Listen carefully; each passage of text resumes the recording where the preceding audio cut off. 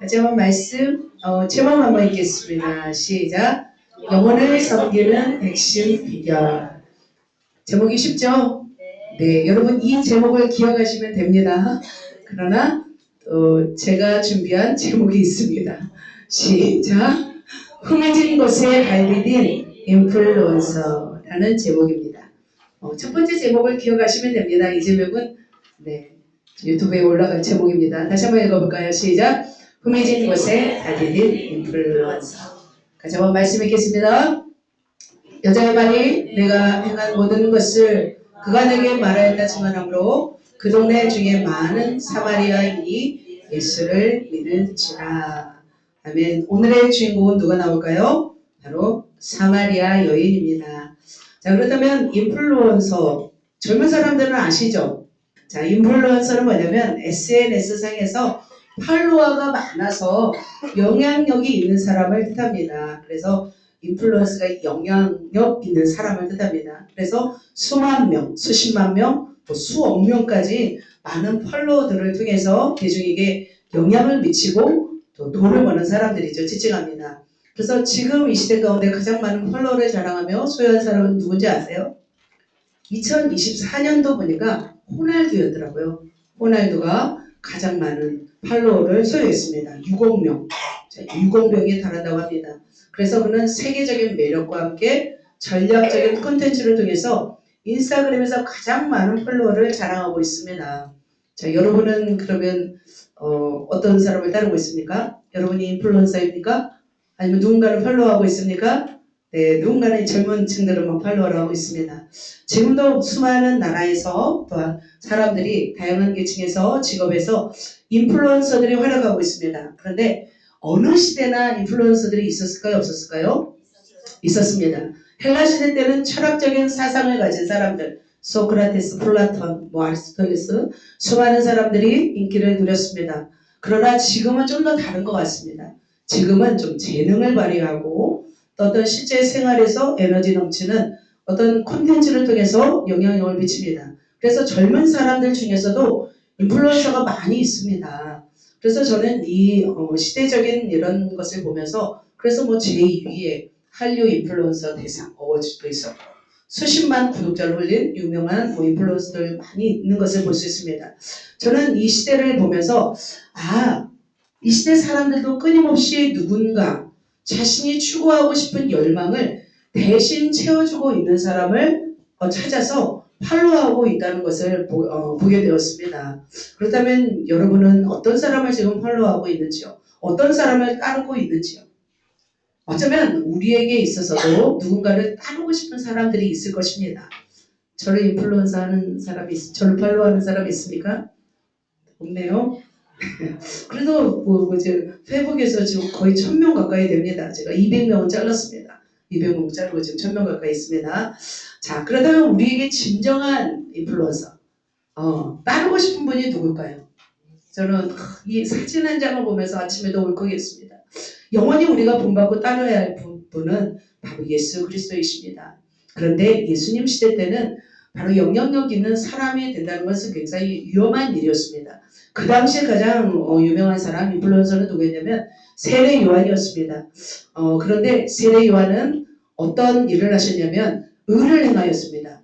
헤롯 왕, 그 왕에게 가서 죄를 낱낱이 고함으로 인해서 감옥에 갇히게 되었습니다. 그래서 그 시대의 인플루언서가 된다는 것은 바로 감옥에 갇히는 이런 어려움도 맞이해야 된다는 거죠. 위험하다는 거죠. 그런데 이때 강력하게 바로 등장한 분이 바로 우리 예수 그리스도, 예수님이셨습니다. 핫 이슈였죠. 그래서 인플루언서, 바로 그분이 예수님이셨습니다. 그렇다면 예수님은 어떤 일을 하셨어요? 지난주에 말씀드렸습니다. 예수님은 실질적으로 가장 어떤 그 시대 중심부로 들어갔습니다. 그래서 진리로 직격탄을 날렸고 능력을 나타냈으며 성전을 청소하셨습니다. 성전이 잘못된 꼴을 보지 못했습니다. 그리고 진실된 삶으로 의로움으로 그 모습을 보여주셨습니다. 자, 그 모습을 보자 사람들이 열광하기 시작했습니다. 수많은 팔로워가 생기기 시작했습니다. 특별히 유대인에 관한 중 한 사람, 니고데모라는 사람이 있습니다. 산헤드린 공예의 사람이었습니다. 그 사람은 많은 사람들에게 영향력 있는 그런 사람이었습니다. 이 사람도 예수님을 찾아오셨습니다. 그래서 비밀스러운 대화 가운데 내 거듭난 놀라운 비밀을 또 말씀하셨습니다. 그러면서 그도 예수님이 정말 하나님의 보낸 사람으로 인정하였습니다. 자, 예수님은 이렇게 바로 예루살렘에서 센세이션을 일으켰습니다. 그 사역에 엄청난 영향을 미쳤습니다. 그래서 인플루언서가 되자 수많은 사람들, 정치적, 종교적 기득권자들이 누구를 바로 주시하기 시작했냐면 예수님을 주시하기 시작했습니다. 적대적으로 본 그룹들은 그들의 세력과 영향력은 만만치 않았습니다. 그래서 예수님이 이것을 알아서야 몰랐어요? 간파하셨습니다. 그래서 그들과 불필요한 충돌을 피하기 위해서 갈릴리 북쪽으로 향하셨습니다. 자, 엄청난 파격적인 인플루언서가 되신 예수님은 하필 어디를 통과하시냐면 사마리아 지역을 통과하십니다. 사람들이 보고 있어요? 안 보고 있어요? 모든 사람들이 주시하고 있었습니다. 팔로워들은 그가 하는 모든 일들을 보고 있습니다. 그가 하는 모든 말, 행동들을 보고 있습니다. 이 가운데 바로 유대인들이 가장 혐오하는 지역이 사마리아였습니다. 그 사마리아 땅을 바로 경유하십니다.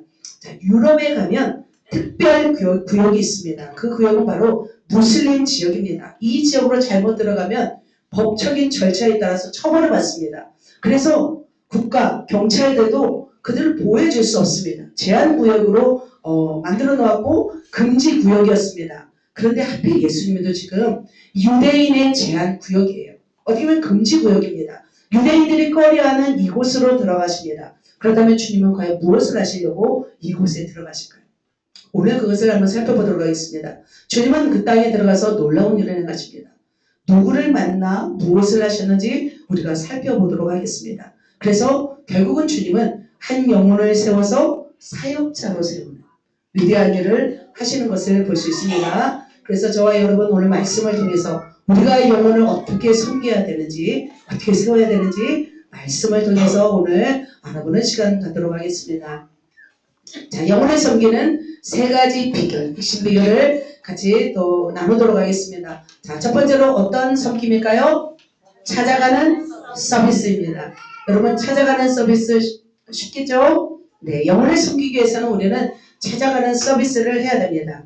자, 계속해서 말씀드리겠습니다. 예수님은 예루살렘을 성전을 청결케 하셨습니다. 그리고 2달 동안 표적을 행하셨습니다. 사역을 하셨습니다. 그러자 정치적으로 평정했죠. 종교적으로 평정했죠. 하자 종교적인 기득권층과의 갈등이 생겨나기 시작했습니다. 그러나 그들은 예수님을 주시하기 시작하자 고향 갈릴리로 향하십니다. 자, 갈릴리 땅으로 향하기 위해서는 어디를 거쳐야 돼요? 사마리아. 밑에 보시나요? 자, 예루살렘 유대. 중간에 뭐가 있어요? 사마리아. 맨 위쪽에 갈릴리 지역이 있습니다. 그런데 주님은 갈릴리로 가시기 위해서 보통 유대인들은 어떻게 해요? 자, 오른쪽 PPT를 보시면 자, 요단강을 건너서 베레아를 지나서 바로 갈릴리로 갑니다. 그런데 예수님은 어떻게 가세요? 바로 직선 코스 사마리아 땅을 바로 거쳐서 가시는 것을 볼 수 있습니다. 여러분 같으면 어떻게 가시겠습니까? 대부분 사람들은 우회했습니다. 그러나 예수님은 직선으로 가셨습니다. 바로 이곳으로 들어가셨는데 바로 사마리아 수가라는 성에 들어갔습니다. 그곳이 바로 어떤 곳이었냐면 야곱 아시죠? 이삭의 아들 야곱이 자기 아들 요셉에게 줬던 땅에서 멀지 않은 곳이었습니다. 사마리아 땅이 그 사마리아 땅 말씀 한번 읽겠습니다. 시작. 유대를 떠나서 다시 갈릴리로 가실 때 사마리아를 통과해야 하겠는지라. 그래서 통과하기 시작했습니다. 그런데 그곳에 어떤 우물이 있었어요? 야곱의 우물이 있었습니다. 야곱의 우물이 왜 갑자기 등장할까요? 자, 예수님은 길 가시다가 피곤해서 이 우물 곁에 앉았습니다. 우리는 그냥 요한복음 4장을 읽을 때 그냥 뭐 있었나 보다 하지만 역사적인 배경은 너무나 어마어마합니다. 지금의 야곱의 우물을 뜻하고 있습니다. 야곱은 장막을 쳤습니다. 바로 그 바다나람에 돌아와서 장막을 친 후에 바로 하몰의 아들들에게 바로 이 장막을 샀습니다. 100크시타. 지금 돈은 얼마인지 모르겠네요. 자, 그러면서 이곳에 바로 제단을 쌌습니다. 자, 야곱의 우물이 있던 이곳입니다. 그런데 이 땅에 지금 살고 있는 사람들이 누구였어요? 사마리아 사람들이었습니다. 그런데 그 당시 사마리아 사람들과 유대인은 별로 좋아하지 않는 사이였습니다. 서로 상종을 안 할 뿐만 아니라 그 땅이 더럽다고 해서 아예 그 땅에 들어가지도 않은 그런 상황이었습니다. 그렇다면 왜 이 땅은, 사마리아 땅은 왜 버림받은 땅이 되었을까요?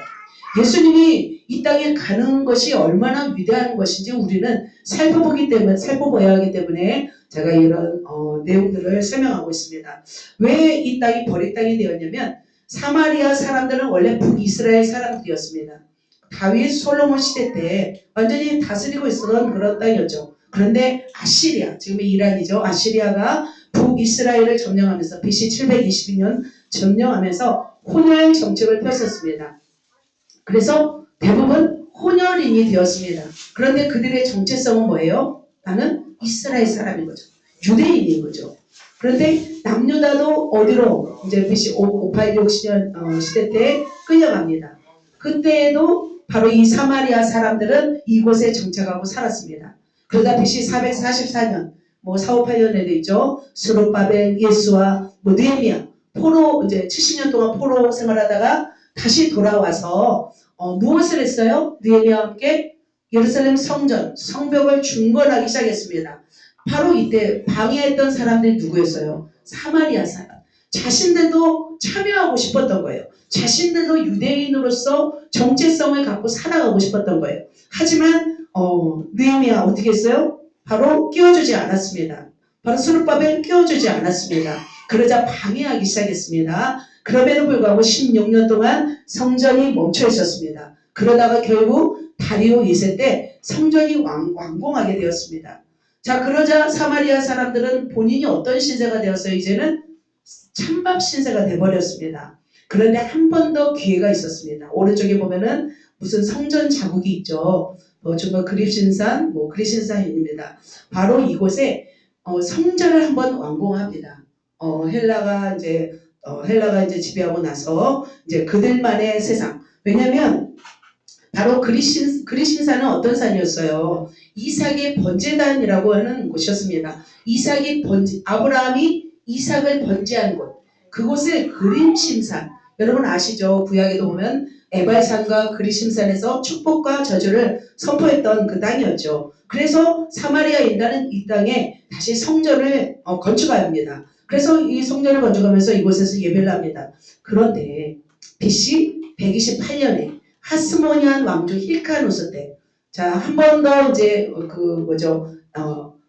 신구약 중간기 400년 암흑기 때 바로 왕조가 있었잖아요. 바로 이스라엘 왕조. 그때 이 성전을 아예 파괴해버려요. 나름대로 사마리아인들은 자기도 그리신산에 성전을 지었지만 이것을 파괴해버려요. 그러자 어떻게 되었을까요? 이 사마리아 사람과 유대인들은 되돌이킬 수 없는 원수지간이 되었습니다. 그리고 무력으로 합병해버립니다.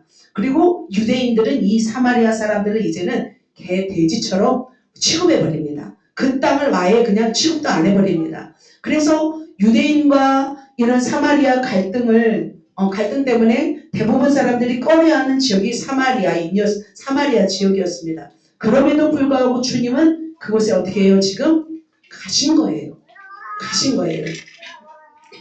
왜 주님은 그러면 그곳에 가셨을까요? 바로 주님이 직접 이 후미진 곳에 발 디딘 이유가 있었습니다. 바로 누군가를 만나기 위함이었습니다. 같이 읽겠습니다. 시작. 사마리아 여자 한 사람이 물을 기르러 왔음에 예수께서 예수님이 한 사람을 만나기 위해서 오셨어요.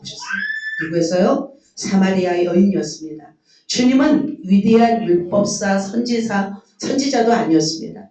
허름하기 짝이 없는 이 여인이 그렇게 고급진 여인도 아니었습니다. 이 여인을 만나기 위해서 오셨던 거죠. 바로 그 우물가에 앉으셨을 때에 바로 이 여인을 만난 것을 볼 수 있습니다. 자, 사랑하는 성도 여러분, 그렇다면 우리도 어떻게 해야 될까요? 우리도 찾아가야 될 줄 믿습니다. 주님은 수가성에 살고 있는 한 사람을 만나기 위해 오셨습니다. 한 사람을 만나기 위해서 모두가 꺼려하는 이 지역으로 오셨습니다. 모두가 돌아서 가는 땅이었죠. 더럽혀지고 버림받아서 사람들이 상종하지 않은 이 땅에 오셨습니다. 주님은 지금 엄청난 팔로워를 가지고 있었습니다. 소유하고 있었습니다. 그럼에도 불구하고 모든 사람이 이렇게 주시하고 있는 상황에서도 예수님은 그 땅을 통과하신 것입니다. 그러니까 사람을 두려워하지 않았습니다. 주님은 진리 자체셨습니다. 주님은 지금도 후미진 곳으로 가시고 우리로 하여금 그 후미진 곳으로 가기를 원하십니다. 또 성경에 보면 오병이어 사건을 마치고 예수님의 제자들에게 어디를 가라고 해요? 거라사 지역으로 갑니다. 그곳에는 누가 있었어요? 군대 귀신 들린 사람이 있었습니다. 아무도 제어할 수 없는 거라사 광인이 있었습니다. 가장 불쌍하고 불행한 사람이었습니다. 하나님의 형상을 잃어버리고 귀신들의 조롱에 맞춰서 놀이개가 되어가고 있는 사람이었습니다. 아무도 상관하지 않는 그 사람을 만나기 위해서 주님이 직접 바다 위를 걸어서 가셨듯이 지금 주님은 사마리아 땅으로 가셨습니다. 우리가 이렇게 찬양을 하시죠. 험한 산도 나는 괜찮소. 바다 끝이라도 나는 괜찮소. 죽어가는 저들 위해 나를 버리길 바라고. 우리는 뭐 찬양은 막 엄청 많이 합니다. 그러나 대부분 가요 안 가요? 험한 산 강원도로 대부분 안 가요. 바다 끝 섬으로 뭐 그렇게 가나요? 안 가요. 그냥 어쩔 수 없이 가는 사람이죠. 그런데 하나님은 우리를 알고 어떻게 하기를 원해요. 영혼을 구원하기 위해서라면 우리는 가기를 원하십니다. 주님은 낮고 천한 모습을 하시고 지구로 오셨습니다. 여러분 한 사람을 만나기 위해서 지구로 오신 거예요. 사람으로 오신 거예요. 그런데 사람으로 오신 것도 위대한데 지상에서도 후미진 곳, 이방 땅 차별 없이 다니셨습니다. 자, 우리도 마찬가지입니다. 리더들이 세워졌고 셀 리더들도 세워졌습니다. 영혼을 섬기기 위해서는 우리는 어떻게 해야 될까요? 그곳으로 가야 될 줄 믿습니다. 그래서 리더들이 이제는 방문을 했으면 좋겠습니다. 그래서 영혼들에게 방문해서 그 영혼들을 찾아갔으면 좋겠습니다. 뿐만 아니라 우리 교회를 또 통해서 우리는 세계로 나가기를 원하십니다. 아프리카든 중동이든 중국이든 일본이든 하나님이 우리를 통해서 가기를 원하시는 곳이라면 우리가 갈 마음으로 준비되시기를 축복합니다. 그래서 여러분의 가치관이 이제는 내 가정, 내 직장, 내 한 사람에게서 벗어나서 전주와 민족과 열방을 품고 이 소망을 품고 아직 뭐 우리가 도달하지 않았더라도 그곳에 가지 않았지라도 먼저 기도로 우리가 준비하시면서 갈 마음을 가지고 살아가시기를 예수님의 이름으로 축복합니다. 첫 번째 무슨 서비스? 찾아가는 서비스. 자, 그렇게 서비스 하시길 부탁드립니다. 자, 두 번째 어떤 서비스 하셨어요? 채워주는 서비스였습니다. 자, 예수님이 그곳에 찾아갈 뿐만 아니라 뭐 했어요? 채워줬어요. 뭘 채워줬을까요? 그 영혼의 필요를 채워줬어요. 과연 그렇다면 그 사마리아 여인은 어떤 필요가 있었을까요? 주님은 그에게 가장 적절한 것으로 필요를 채워주십니다. 주님은 그가 사마리아 여인이었고 어떻게 살아가고 있는지를 아시면서 아심에도 불타고 아시잖아요. 왜냐하면 나다나엘도 딱 아셨듯이 사마리아 여인 보기만 해도 알았을까 몰랐을까요? 아셨죠. 자, 그렇게 예수님은 찾아갈 뿐만 아니라 어떻게 필요를 채워주셨는지 한번 보도록 하겠습니다. 같이 한번 말씀 읽겠습니다. 사마리아 여자가 이르되 당신은 유대인으로 어찌하여 사마리아 여자인 나에게 물을 달라 하나이까. 아니 이는 유대인이 사마리아인과 상종하지 아니하느라. 상종하는 자체가 아니었어요. 그냥 그 사람들을 개, 돼지 그냥 취급해버렸어요. 그래서 너희들은 인간도 아니다. 발종이다라고 생각했던 사람들이 바로 사마리아인이었습니다. 그럼에도 불구하고 예수님은 사마리아 여인에게 말하고 있습니다. 물을 달라고 한 거예요. 그러자 여인이 말하는 거예요. 어찌 유대인인 당신이 나에게 물을 달라 하십니까? 상종도 안 하는데 왜 이렇게 물을 달라 하십니까? 여인은 깜짝 놀랐습니다. 아무도 자신을 상종하지 않았습니다. 무시하고 천대했습니다. 그런데 놀란 거죠. 그래서 여인은 처음으로 어떤 느낌이었을까요? 자신이 존중받는 느낌이었던 거죠. 존중은 너무나 중요한 덕목입니다. 어쩌면 여러분의 가정에서 사랑보다 더 중요한 게 뭘까요? 저는 존중이라고 생각합니다. 사랑한다고 해서 아무렇게나 행동하고 사랑한다고 해서 무례하게 행동하고 거칠고 함부로 행동한다면 그것이 과연 사랑일까요? 전 사랑이 아니라고 생각합니다. 바로 존중입니다. 바로 예수님은 그를 존중하였습니다. 그때는 언제였냐면 바로 이 여인이 물을 기르러 올 때는 6시였습니다. 이스라엘 6시면 우리나라 지금 한 몇 시점 정오 한낮입니다. 대낮입니다. 자, 대낮에 물 기르러 오는 여인이 있을까요? 없을까요? 그 당시는 뭐 팔레스타인 지역은 낮 기온이 거의 뭐 40도 되죠. 3, 40도. 그러니까 낮에는 물 기르러 오는 사람이 없습니다. 자, 이것을 보더라도 이 여인은 어떤 여인인 거예요? 존중받지 못하는 여인이었습니다. 사람들을 피해서 물 기르러 오는 그런 여인이었습니다. 그런데 주님은 그 인격을 존중하신 거예요. 자, 인격을 존중할 때 영혼은 어떻게 될까요? 치유가 일어나요. 피로가 채워지는 거죠. 주님은 계속해서 말을 하고 있습니다. 그러면서 주님이 내가 만약 하나님의 선물과 내게 물 달라 하는 이가 누구인지 알았더라면 내가 그에게 구하였을 것이요 그가 너에게 생수를 주었으리라. 주님은 이 말씀을 한 거죠. 내가 어떤 사람인지 알았더라면 너는 나에게 물을 달라 구하였을 것이다. 그런데 사마리아 여인은 무슨 말인지 알 수가 없었습니다. 여기 물 기를 그릇도 없고 생수는 깊은 곳에 있는데 어떻게 그 생수를 줄 수 있겠습니까? 그러자 예수님은 또다시 말씀합니다. 어떤 말씀을 하냐면 예수께서 대답하여 이르시되 같이 읽겠습니다. 이 물을 마시는 자마다 다시 목마르려니와 내가 주는 물을 마시는 자는 영원히 목마르지 아니하리니 내가 주는 생물이 되리라. 주님의 물은 바로 사마리아 여인은 그냥 물이었어요. 그러나 예수님의 물은 달랐습니다. 예수님이 왜 이 말씀을 하셨을까요? 바로 그녀의 내면이 갈증으로 가득한 걸 아셨습니다. 그래서 내가 영원한 생수를 주겠다. 영원히 목마르지 않은 물을 주겠다라고 바로 말하고 있습니다. 그럼에도 불구하고 여자는 자신의 내면을 보지 못하고 그것을 그냥 실제적인 물로 이해하고 있었습니다. 그러면서 또 얘기합니다. 그런 물을 그러면 내가 기르러 오지 않게 내게 주십시오. 라고 이제 15절에서 말씀하고 있습니다. 그러자 예수님은 그 여인이 얼마나 내면이 가득한 사람인지를 직면시킵니다. 무엇으로 직면을 하면 될까요? 예수님은 아주 철저하십니다. 죄송합니다. 호주를 읽는 거다는데 그 여인의 내면 상태를 직면합니다. 자, 여러분도 뭐 이렇게 보면 욕하지 않을까 싶어요. 시작. 그 남편을 불러오라 했습니다. 자, 그녀에게 있어서 영적으로 갈증이 있다는 것을 알게 하는 삶이 바로 누구였을까요? 그녀의 남편이었습니다. 왜냐하면 그녀에게 있어서 남편은 갈증을 대변하는 존재였습니다. 자, 남편을 불러오라 했을 때 그 여인이 뭐라고 했을까요? 시작. 자, 여러분 욕 나와요, 안 나와요? 그 다음 절에 읽어보면 욕 나오고 시작. 예수께서 이르시되 내가 남편이 없다 하는 말이 옳도다. 너에게 남편 5이 있었고 지금 있는 자도 내 남편이 아니니 내 말이 옳도다. 여러분 욕 나와요, 안 나와요? 나와요. 남편이 몇 명 있어요? 한 명도 아니고 2명도 아니고 3명도 아니고 5명이나 있었어요. 6명이죠. 자, 유퉁이라는 사람은 8명의 사람과 결혼해서 다 이혼하셨더라고요. 와, 대단한 사람인가요? 저는 그래서 갈증이 많은 사람이구나 라는 생각이 들었습니다.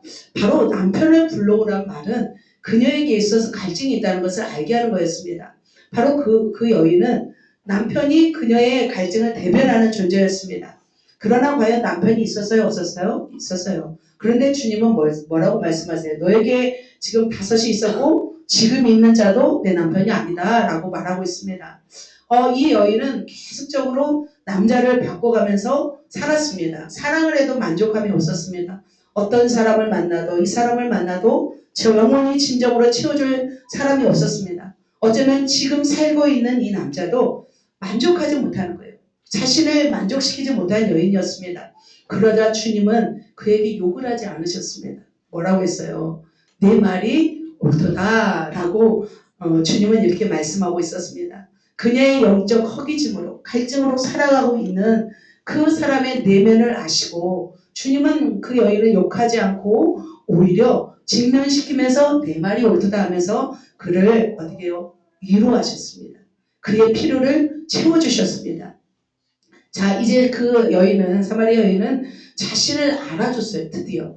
그리고 자신을 욕하지 않았어요. 자신의 내면을 그대로 이제 솔직하게 표현합니다. 어떻게 표현할까요? 바로 이제 20절에 바로 말씀합니다. 자, 가자만 읽겠습니다. 우리 조상들은 이 산에서 예배하였는데 당신들의 말은 예배할 곳이 예루살렘에 있다 하더이다. 이게 무슨 말일까요? 갑자기 여인은 남편 얘기를 하지 않고 갑자기 무슨 얘기를 하는 거예요? 이제 자신의 진심을 얘기하는 거예요. 바로 영적인 관심으로 대화를 바꾼 거죠. 조상들은 이 산에서 예배하였는데 아까 말씀드렸죠. 그리신산에서 사마리아 사람들은 예배하였는데 우리가 어떤 역사적인 어떤 사실을 알지 못하면 이 요한복음 4장을 이해하지 못합니다. 바로 당신들은 예배할 곳이 예루살렘에 있다 하더이다. 유대인들은 예루살렘만이 온전한 성전이라고 하였습니다. 그러나 사마리아인들은 예루살렘으로도 가지 못했어요. 사마리아 그리신산에 성전을 세웠지만 그것을 다 파괴해버렸어요. 그러나 그는 굉장히 속상했습니다. 진짜 예루살렘만이 진짜라고 하는데 저는 억울합니다. 우리도 예배하고 싶은데 그럼 우리는 어떻게 해야 합니까?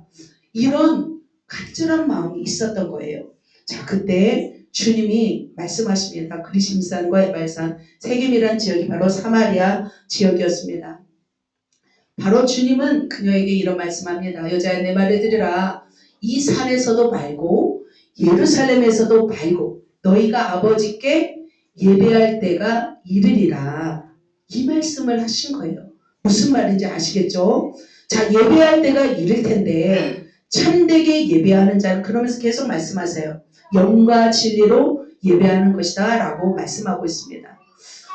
하나님은 우리가 이제 주로 말씀 외우시죠. 하나님은 영이시니 신령과 진정으로 예배할지니라. 바로 이 말씀인 거죠.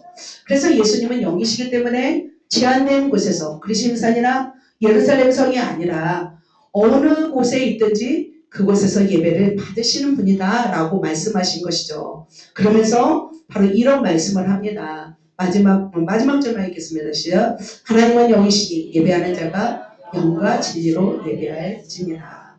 그래서 이 말씀을 하신 것은 뭐냐면 참되게 예배하는 자들은 곧 예배할 때가 있나니 언제예요? 바로 이때 곧 온다는 거죠. 이렇게 예배하는 자들을 찾으시는데 바로 영과 진리로 예배하는 자를 찾으신대요. 그래서 이렇게 말씀하신 이유는 뭐냐면 그리심산에서 예배하는 것이나 예루살렘에서 예배하는 것이 온전한 예배가 아니라 진짜로 너희가 마음을 들여서 예배할 때가 온다는 것을 말씀하고 있어요. 그래서 이 사마리아 여인에게 가르쳐주고 싶은 것은 뭐냐면 장소가 아니라 정말 진실되고 참되게 성령의 도우심을 받아 예배하는 것이 더 중요한 것을, 그때가 온다는 것을 말씀하고 있다는 거죠. 그래서 사마리아 여인은 궁금증이 풀렸어요.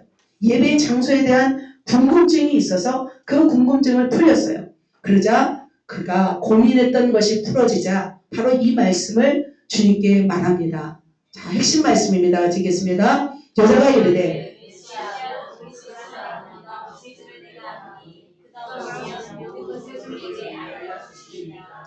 그는 너무나 고민했던 것이 있었어요. 알고 싶었던 것이 있었어요. 그에게 영적인 열망이 뭐가 있었어요? 그의 내면, 지금 지성, 나중에 영적인 이 필요가 있었죠. 바로 그리스도가 오시면 모든 것을 알려주시리라. 그녀의 내면 속에서는 누구를 기다리고 있었어요? 메시아. 그리스도를 기다리고 있었습니다. 그가 오실 것도 아셨고 그가 오시면 모든 것을 알게 될 것을 소망했습니다. 그러자 주님이 그의 영적인 열망을 풀어주십니다. 어떻게 풀어주세요? 바로 내가 말한 내가 그라. 그토록 찾고 그리워하고 기다리고 있는 그리스도가 누구다? 나다. 라고 자신의 신분을 밝혀주십니다. 그러면서 그 사마리아 여인의 바로 마음적, 내면적, 정신적, 영적인 모든 필요를 예수님이 지금 채워주시는 것을 볼 수 있습니다. 자, 사랑하는 성도 여러분, 주님은 여인에게 물을 달라고 했습니다. 그러면서 그 내면 속에 무엇이 있는지 밝혔습니다. 그녀는 굉장히 영적인 열망이 있었습니다. 남편이 6명이 있어도 채워지지 않은 어떤 그런 갈망이 있었습니다. 세상 사람들은 손가락질하였습니다. 존중하지 않았습니다. 그러나 주님은 그녀의 갈급함을 아셨습니다. 그리고 그녀가 그리스도를 기다리고 있음도 알았습니다. 그래서 그 소망하는 한 사람이 찾아가셨고 그 고통을 이해해 주셨고 그를 욕하지 않으면서 그에게 자신을 소개하였습니다. 자, 엘리야 시대 한 사람 사르밧 과부에게 가서 그 누구예요? 그녀를 배불리셨습니다. 엘리사 시대 수많은 나병 환자가 있었음에도 나아만 장구만이 회복되었습니다. 주님은 지금도 이 땅에 수많은 사람들이 주님을 열망하고 있을 때 주님은 외면하지 않으십니다. 그곳이 아프리카이든 그곳이 사막이든 그것이 중국이든 그것이 북한이든 주님은 지금도 찾아가십니다. 성령을 통하여서 성령께서 찾아가셔서 그들의 필요를 채워주십니다. 마찬가지로 그래서 주님은 지금도 저와 여러분을 통해서 무엇하고 있을까요? 여러분의 내면의 열망, 여러분의 정신적인 열망, 여러분의 영적인 열망을 아시고 하나님은 어떻게 하실까요? 여러분에게 부어주시는 분인 줄 믿습니다. 그래서 주님이 우리에게 주시는 은혜는 그냥 조금 은혜가 아니잖아요. 폭포수 같은 은혜를 하나님이 여러분에게 부어주십니다. 그러다 여러분 회복되지 않았습니까? 많은 분들이 우리 교회를 통해서 회복되고 있습니다. 영적으로 살아나고 있습니다. 정신적으로, 마음적으로, 지적으로 다 살아나고 있습니다. 그렇다면 우리는 이제 어떻게 해야 될까요? 우리가 살아나기만 하면 됩니까? 어떻게 해요? 영혼들의 필요를 우리는 어떻게 해야 될까요? 채워야 될 줄 믿습니다. 단순히 먹고 놀고 뭐 이렇게 마시는 것이 아니라 그 영혼의 필요가 무엇인지 우리는 살피고 세론들의 필요가 무엇인지 살피고 영혼들의 내면적 열망들을 끌어내야 될 줄 믿습니다. 그래서 주님을 만나게 하고 주님을 깨닫게 해야 되고 그가 주님의 사람이 되게 하는 것이 바로 우리가 해야 할 섬김인 줄 믿습니다. 그래서 주님이 우리에게 먼저 채워주는 서비스를 하셨듯이 우리도 마찬가지로 채워주는 사역을 감당하시는 모두가 되시기를 예수님의 이름으로 축복합니다. 우리 옆 사람에게 한번 말할까요? 제가 채우겠습니다. 할까요? 무엇으로 채울까요? 그리고 사랑이 필요하신 분 사랑으로 그래서 마음을 또 치유하시고 뭘 채울까요?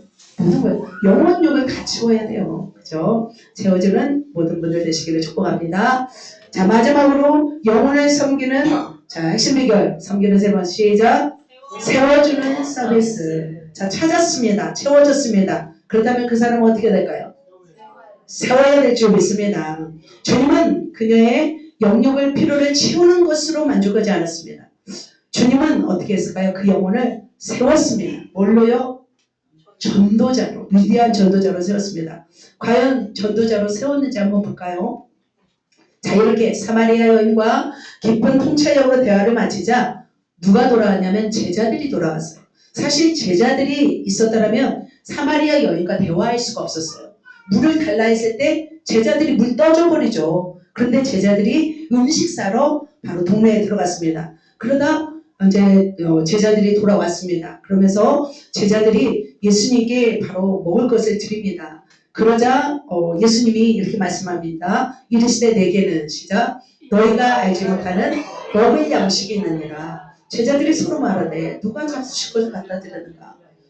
배고프실 거 아니에요. 배고파서 이제 기진하셨잖아요. 아까 예수님이. 그래서 먹을 걸 사다 드렸는데 예수님이 어떻게 해요? 배가 고파요? 안 고파요? 배가 안 고프시대요. 왜 주님이 이렇게 사양했을까요? 너희가 알지 못하는 바로 뭐예요? 양식이 있대요. 바로 34절에 있습니다. 나의 양식을 시작 나를 보내신 이의 뜻을 행하며 그 일을 온전히 이루는 것입니다.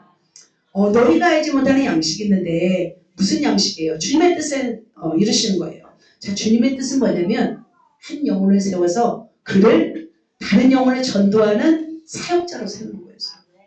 그래서 주님의 뜻을 전하는 자, 바로 제자를 세우는 일이야말로 하나님의 위대한 일인 줄 믿습니다. 그래서 주님은 이 사마리아 여인을 세워 그를 통해서 영혼 구원의 일을 행하실 것을 미리 아신 거죠. 그죠? 이미 세우셨죠. 그러자 예수님은 배가 고프지 않으셨습니다. 그러면서 이것이 너무나 중요한 것을 알기 위해서 제자들에게 이런 말씀을 합니다. 바로 이 말씀이 바로 35절부터 나옵니다. 넉 달이 지나야 추수할 때가 이르겠다 하지 않았느냐. 그러나 나는 너에게 이르노니 너희 눈을 들어 밭을 보라 희어져 추수하게 되었더라. 바로 제자들에게 추수의 기쁨을 갑자기 말씀하세요. 왜 갑자기 추수의 말씀이 나올까요? 바로 영혼을 세우고 영혼을 추수해야 된다는 것을 가르치기 위함이었습니다. 자, 우리가 추석 때 어떤 말을 하죠? 추석 때 보면은 우리가 그잖아요. 더도 말고 덜도 말고 한가위만 같아라. 여러분 이런 표현 하시나요? 그 표현이 똑같아요. 뭐죠? 희어져 추수하게 되었도다. 바로 이 말씀인 거죠. 바로 이 시절이 언제였냐면 이스라엘 온 들판이 추수를 앞둔 어떤 밀로 가득 찬 그런 때였다는 거죠. 그래서 넉 달이 지나야 추수할 날 초막절이 온다라고 말씀하신 걸 보면은 바로 이제 77절을 의미하고 있습니다. 바로 그러면서 계속해서 말씀합니다. 거두는 자가 싹도 받고 영생이 이르는 열매를 모으라니 뿌리는 자와 거두는 자가 함께 즐거워하느니라. 계속해서 예수님은 추수하는 사람, 품삯을 받는 일, 영생을 위한 곡식을 추수하는 일에 대해서 제자들에게 지금 설명하고 있습니다. 바로 이 추수는 뭐예요? 영혼을 구원하는 일이고 그 품삯은 바로 하늘나라 상급임을 바로 말씀하고 있는 것이었습니다. 그러면서 한 사람이 심고 다른 사람이 거둔다는 말이 옳도다. 그러면서 맨 마지막에 너희는 그들이 노력한 것에 참여하였느니라 말씀하고 있습니다. 이 뜻은 뭐냐면 선지자들과 예언자들, 세례요한이 씨를 뿌렸지만 이제 너희가 제자들이 거두기만 한다라는 말씀이었습니다. 이제는 너희가 수고하지 않아도 이제 노력에 우리는 참여하기만 하면 된다라는 말씀이었습니다. 제자들이 이 말씀을 알아들었을까요? 알아듣지 못했습니다. 지금도 마찬가지죠. 지금도 우리는 이미 다 뿌려졌습니다. 그렇다면 우리는 어떻게 해야 될까요? 거두기만 하면 됩니다. 이 땅에 복음이 돌아서 교회가 없는 지역이 없습니다. 예수를 모르는 자가 없습니다. 그렇다면 우리는 거두기만 하면 된 줄 믿습니다. 그래서 2025년 부흥의 불꽃이 타올라서 이 공간에 더 가득 채워 영혼들을 추수하는 우리가 되었으면 좋겠습니다. 자, 제자들은 이 말을 아직 알아듣지 못했습니다. 그런데 주님은 알고 있었습니다. 무엇을 통해서요? 자, 사마리아의 여인이 지금 어떻게 변했는지를 주님은 알았습니다. 자, 그렇다면 주님은 사마리아의 여인이 어디서 무엇을 하고 있는지 이미 알았기 때문에 영혼을 세워서 전도하는 것이 얼마나 소중한 것인지 알았기 때문에 제자들에게 이 말씀하였는데요. 자, 사마리아 여인은 무엇을 하고 있었을까요? 같이 읽겠습니다. 여자가 발덩이를 버려두고 동네에 들어가서 사마리아에게 이르되 시작. 여자만이 내가 행한 모든 것을 그가 내게 말하였다 증언함으로 그 동네 중에 많은 사마리아인이 자, 할렐루야. 여인은 참 뭐하고 있어요? 물동이를 버려두고 가서 전도하고 있었습니다. 복음을 전하자 많은 사마리아인이 어떻게 해요? 예수를 믿었어요. 예수님을 보지 않아서도 믿은 거예요. 사마리아 여인 한 사람을 통해서 수많은 사람들이 믿기 시작했습니다. 자, 어둠의 땅, 흑암의 땅, 아무도 소망하지 않는 땅에 무엇이 일어났어요? 복음의 기적이 일어났습니다. 오히려 영적인 우월감에 성전에서 제사하면서 자신들만이 구원받는 존재라고 자부했던 유대 땅 예루살렘이 아니라 바로 어디요? 버려진 땅, 그늘진 땅, 얼었던 이 사마리아 땅에서 바로 구원의 이 기쁨들이 지금 펼쳐지고 있는 것을 볼 수 있습니다. 자, 사마리아의 큰 기쁨이 바로 이렇게 전해지자 사람들이 어떻게 했을까요? 어떻게 했을까요? 사마리아인들이 같이 읽겠습니다. 예수께 와서 자기들과 함께 유하기를 청하니 거기서 이틀을 유하심에 예수의 말씀으로 말미암아 믿는 자가 더 많아졌습니다. 이제는 그 사람들이 누구를 보러 왔어요? 예수님을 보러 왔습니다. 그러면서 직접 이틀 동안 예수님의 음성을 들었습니다. 할렐루야. 그 사마리아 땅이 변화된 거예요. 누구를 통해서? 한 여인을 통해서. 주님은 그 한 여인을 세우자 그 땅을 변화시키는 위대한 전도자로 하나님이 쓰신 것을 볼 수 있습니다. 자, 이제 사도행전으로 가서 스데반의 돌을 맞아 순교하자 사마리아에 엄청난 복음이 더 증거됩니다. 이제는 사마리아에서 이렇게 믿기 시작할 뿐만 아니라 그 땅이 뭐도 받는 줄 아세요? 베드로가 내려가요. 보면은 그리스도 백성이 전파한 그 성에 기쁨이 있더라. 그래서 이 사실을 알고 빌립이 전도하거든요. 그러자 베드로와 함께 요한이 가서 성령 받기를 이제는 가서 성령을 이제 받기를 기도하자 그 땅에 엄청난 성령이 부어집니다. 사마리아. 그래서 사마리아에 교회가 생기는 놀라운 일이 있었습니다. 표적과 능력이 나타납니다. 이런 기적이 땅이 될 것을 주님은 아신 거죠. 그래서 주님은 우회하지 않았습니다. 사마리아 땅을 건너갔습니다. 후미진 땅, 슬픔과 어둠 땅, 아픔과 고통으로 점철되어서 흑암 속에 살아가고 있는 그 영혼들을 변화시켰습니다. 누구를 통해서? 한 여인, 사마리아 여인을 통해서 변화시켰습니다. 사랑하는 성도 여러분, 말씀을 정리합니다. 주님은 지금도 누구를 찾고 계세요? 추수할 일꾼을 찾고 계십니다. 그 직분이 어떠하든, 외모가 어떠하든, 삶의 행실이 어떠하든 그 영혼이 변화되어서 복음을 증거할 사람이면은 주님은 찾고 계신 거예요.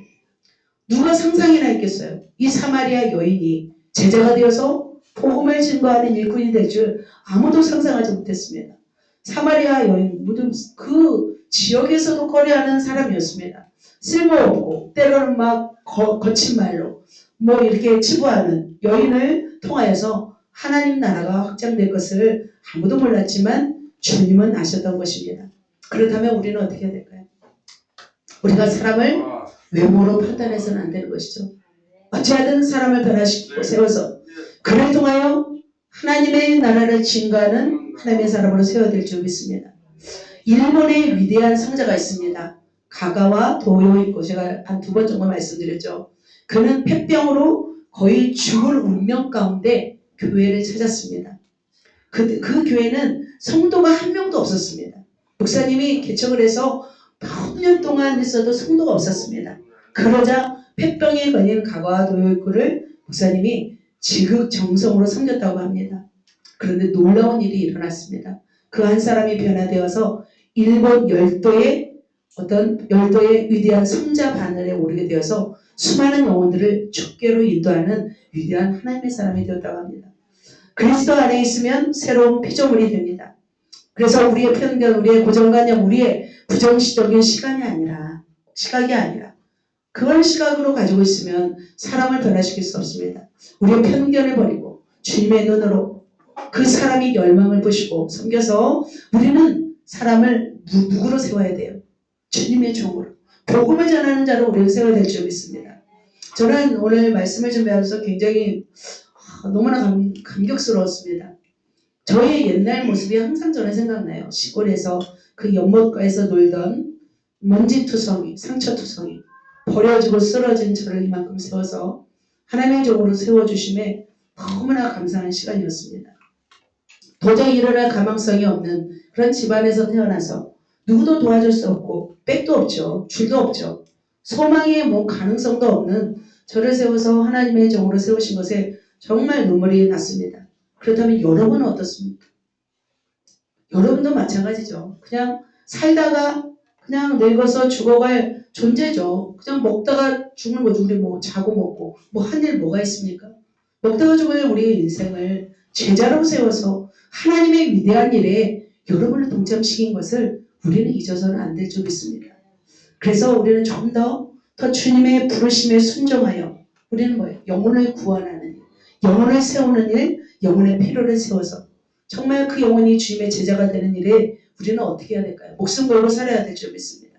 바로 나를 세워주시고 나를 채워주시고 나를 구원으로 인도하신 그 은혜에 보답하는 길은 내 옆에 있는 영혼을 세우는 것입니다. 나만 세워져는 안 되죠. 그래서 우리가 힘들다 포기하지 마시고 끝까지 영혼을 세워서 하나님 나라에 확장하는 우리 모두가 되시기를 예수님의 이름으로 축복합니다. 주님은 다시 오십니다. 주님이 다시 오실 때 무엇을 보겠습니까? 믿음을 보십니다. 주님이 다시 오실 때 주님께 드릴 무엇을 우리가 준비하겠습니까? 열매를 준비해야 되지 않겠습니까? 그래서 말씀을 이렇게 정리하고 마치겠습니다. 영혼을 섬기는 핵심 비결 뭐예요? 첫 번째, 찾아가는 서비스. 두 번째, 채워주는 서비스. 세 번째, 세워주는 서비스. 쉽죠? 네, 이것을 쉽게 제가 이제 좀 쉽게 하려고요. 어렵게 하니까 잘 기억을 못 하시더라고요. 그래서 쉽게 그래서 이것을 마음에 새기고 우리가 살아가시기를 예수님의 이름으로 축복합니다. 우리 옆에 사람에게 우리 서비스 합시다 할까요?